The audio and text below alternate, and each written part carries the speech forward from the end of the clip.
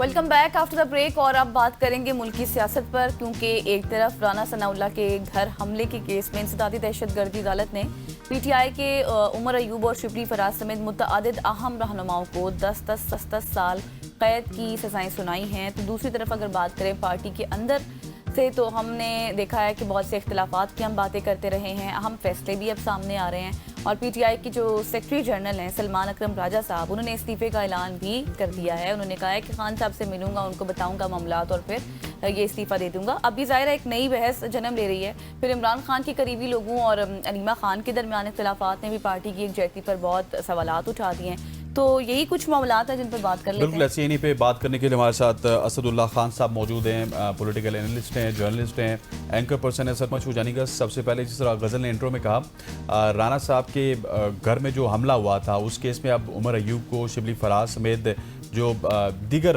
थे उनको इंसदादी दहशतगर्दी की अदालत के फैसले में पीटीआई के कई रहनुमाओं हैं जिनको 10-10 साल की कैद सुनाई गई है। इस फैसले को आप किस नज़र से देख रहे हैं? इंतकाम उस ज़माने में भी हुआ था, इस ज़माने में उससे डबल हो रहा है? देखिए, पहले जो इससे पहले जो फैसले आए हैं उसमें हमने देखा कि जजमेंट्स में लिखा गया है और गवाहों ने भी ये कहा है कि 9 मई की साजिश पहले से तैयार की गई थी और प्लानिंग की गई थी कि अगर इमरान खान को गिरफ्तार किया गया तो मिलिट्री इंस्टॉलेशन पर हमला किया जाएगा। जो गवाहान पेश हुए वो भी अदालतों में आकर यही गवाही देते रहे और सजाएं भी इसी बुनियाद पर हुई थी कि साजिश ये है, एक चक्री में तैयार हुई, एक जमान पार्क में तैयार हुई और साजिश ये है कि जैसे ही इमरान खान गिरफ्तार हो गए वैसे ही मिलिट्री इंस्टॉलेशंस पर और अहम जो मिलिट्री मकामात हैं उन पर हमला कर दिया जाएगा। लेकिन अब इसमें अहम नुक्ता ये है, देखना है जब इसकी डिटेल जजमेंट आएगी तो क्या उसमें यह मेंशन किया गया है कि राना सनाउल्लाह साहब के घर के हवाले से भी ऐसी ही साजिश तैयार की गई थी, पहले से तैयार की गई थी, या ये उस वक्त मौके पर यह हुआ? यानी क्या वाकई जमान पार्क में जब मिलिट्री इंस्टॉलेशन पर हमले की साजिश की जा रही थी तो क्या राना सनाउल्लाह साहब के घर पर हमले की साजिश भी उसी वक्त तैयार की गई थी? क्या मॉडल टाउन लाहौर में मुस्लिम लीग नून के दफ्तर को जलाने की साजिश भी उसी वक्त तैयार की गई थी, या फिर ये उस बाद में हो गया? अगर तो ये बाद में हुआ और कोई साजिश इसमें तैयार नहीं थी तो फिर जाहिर है ये इस केस को 9 मई के अहम मिलिट्री मकामात पर होने वाले हमलों से अलग करके देखने की जरूरत होगी।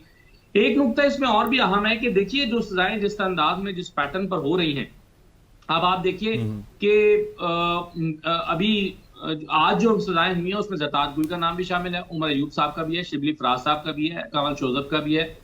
ये तमाम वो लोग हैं, ज़रदाद गुल भी ये वो लोग हैं जिनको पहले भी 10-10 साल की एक और केस में सजाएं सुनाई गई हैं। तो देखिए, या तो ये लोग एक मकाम पर मौजूद थे हमले के वक्त, या फिर दूसरे मकाम पर मौजूद थे, या तो ये फैसलाबाद में थे, या ये सरगोदा में थे, या ये मियां माली में थे। तो ये तो नहीं मुमकिन हो सकता कि उमर अयूब साहब सियालकोट में फैसलाबाद में भी हों, गुजरांवाला में भी हों, सरगोदा में भी हों, ईसा खैल में भी हों, ये तो मुमकिन नहीं है। और अगर ये तमाम जगहों पर मौजूद नहीं थे तो फिर ये हमलावरों में शामिल कैसे हुए?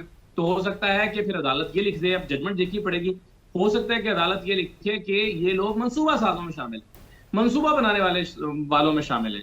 तो अगर ये लोग मंसूबा बनाने वालों में शामिल हैं इसलिए इनको सजा हुई, भले ये वहां पर मौजूद खुद नहीं भी थे तो भी ये मंसूबा साजों में शामिल हैं, तो फिर वही सवाल जैसे जो मैं पहले बात कर रहा था कि पैदा होगा कि इन्होंने मंसूबा क्या बनाया था, सियासतदानों के घरों पर हमला करने का या अस्करी मकामात पर हमला करने का?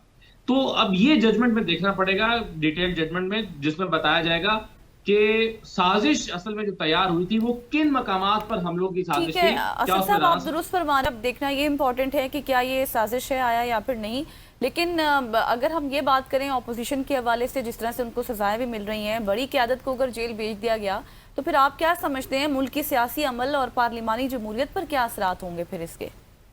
देखिए, बार बार नून लीग ये कह रही है कि तहरीक इंसाफ को चाहिए पार्लियामान में आए, पार्लिमानी सियासत करे, पार्लियामान में आकर अपना किरदार अदा करे, कौमी मसाइल को हल करने के लिए अपना किरदार अदा करे। यही बात हम उस वक्त भी सुनते थे जब 8 फरवरी के इंतखाबात का फैसला आया था और तहरीक इंसाफ ने इस फैसले को मानने से इनकार कर दिया था और कहा था कि ये जो नताइज हैं ये दुरुस्त नहीं है। उस वक्त तहरीक इंसाफ से कहा गया कि बेहतर यही है कि आप इन नताइज को कबूल करें, पार्लियामानी सियासत का हिस्सा बने, पार्लियामेंट से बाहर ना रहें। यानी उस वक्त ये खदशा मौजूद था कि तहरीक इंसाफ इन नताइज को मानने से इनकार कर दे और इनकार करके पार्लियामेंट से बाहर चली जाए और कहे कि हमारी 100 सीटों पर कब्जा कर लिया गया है, हम इन नताइज को नहीं मानते।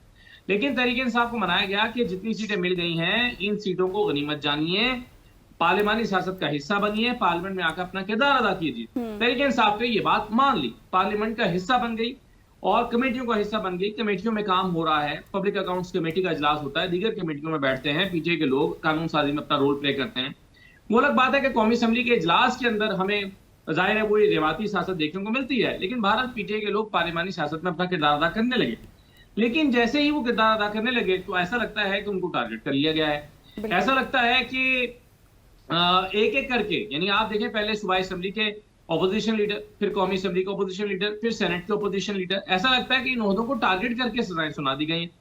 अब शिबली फराज साहब का क्या काम है कि किसी एहतजाज में शिरकत करें? आपने कभी देखा है शिबली फराज को किसी एहतजाज में शिरकत कर रहे हो? उनका मिजाज ही नहीं है, वो किसी प्रोटेस्ट में आते ही नहीं है। वो पीटीआई के वो जो ऐसे प्रोटेस्ट होते हैं जो बड़े इजाजत लेकर जैसे मिसाल के तौर पर किए जा रहे हो या एहतजाज किए जा रहे हो, शिबली फराज साहब तो स्टेज पर ठीक हो गया। असद साहब, गॉट योर पॉइंट। मुझे बताइएगा साथ में ही कि पाकिस्तान तहरीक इंसाफ के अंदर भी तो बहुत ज्यादा खलफिशार पाया जाता है। जिस तरह अब ये खबर भी आ रही है, सामने आई है, सलमान अकरम राजा साहब ने ये फैसला कर लिया कि वो इस्तीफा देंगे। ये अब सेक्रेटरी जनरल अगर इस्तीफा दे देंगे तो फिर पार्टी का क्या होगा? और ये पार्टी के अंदर जो अंदरूनी इख्तलाफात हैं उन्हीं की अक्कासी करता है। ये इमरान खान साहब ने जो गलतियां सियासी तौर पर की हैं उनमें से एक ये भी है कि उन्होंने बड़े ओहदों पर कमजोर लोगों को लगाया। सिर्फ पार्टी के अंदर ही नहीं बल्कि सियासी ओहदों पर भी ऐसा ही हुआ। यानी हमने देखा कि चीफ मिनिस्टर पंजाब के तौर पर इमरान खान साहब ने उस्मान बुज़दार साहब को लगा दिया, खैबर पख्तूनख्वा में महमूद खान साहब को लगा दिया। तो अब जब पार्टी का मौका आया तो तब भी इमरान खान साहब ने बैरिस्टर गौहर और सलमान अकरम राजा का इंतखाब किया सेक्रेटरी जनरल और चेयरमैन के लिए। ये दोनों वो शख्सियत हैं जिनका कोई सियासी बैकग्राउंड नहीं है, जो वो कला है जिनका कोई सियासी तजर्बा नहीं है, यानी जो मामला को सियासी अंदाज में चलाने का ना तजर्बा रखते हैं ना टेम्परामेंट रखते हैं।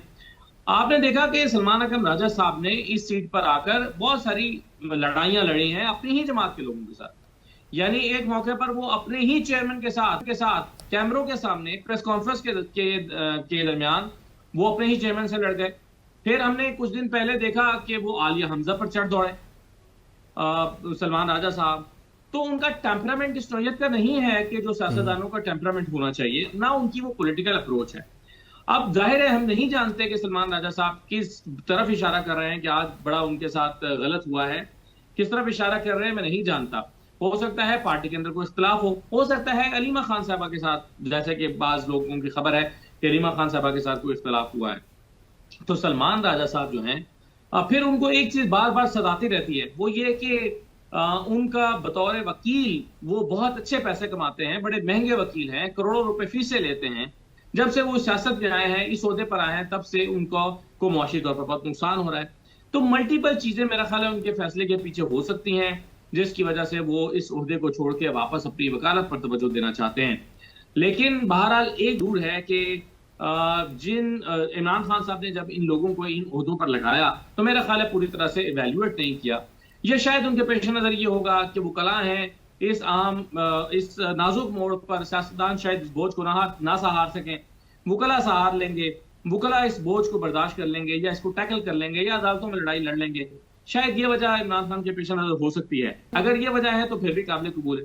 लेकिन अगर ये वजह है कि इमरान खान समझते हैं कि नहीं, अगर ताकतवर सियासी शख्सियत को लगाया गया तो वो टेक ओवर कर सकती हैं, वो मौके का फायदा उठाकर अपना असर रसूख पार्टी के ऊपर ज्यादा कायम कर सकती हैं।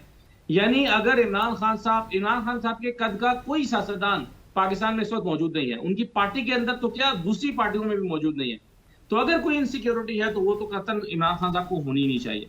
बहरहाल मेरा ख्याल ये है कि पार्टी के अंदर जितने इख्तलाफात मौजूद हैं वो इस वजह से हैं कि पार्टी बिल्कुल पार्टी के अंदर इख्तलाफात मौजूद है। असद साहब, कुछ हम सवालात भी हैं वो हमने आपसे करने हैं, लेकिन वक्त हुआ एक न्यूज़ ब्रेक का। न्यूज़ ब्रेक से वापस आएंगे, हमारे साथ ही रहिएगा। असद साहब भी हमारे साथ हैं।